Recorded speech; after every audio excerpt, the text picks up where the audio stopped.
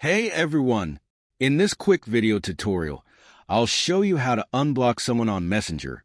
Just stick around until the end, and don't forget to like the video and subscribe to the channel.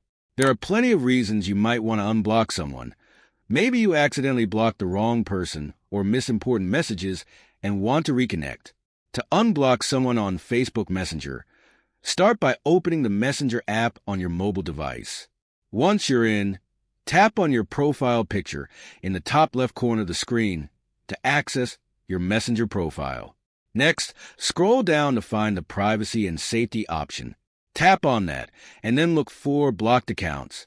Here, you'll see a list of people you blocked. Find the name of the person you want to unblock and tap on it.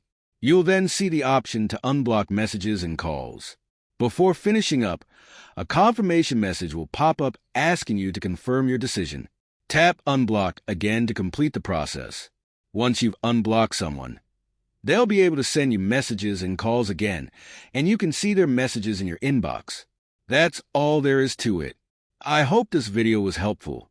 If you found it useful, please give it a thumbs up and subscribe to the channel. If you have any questions, feel free to leave them in the comments. Thanks for watching,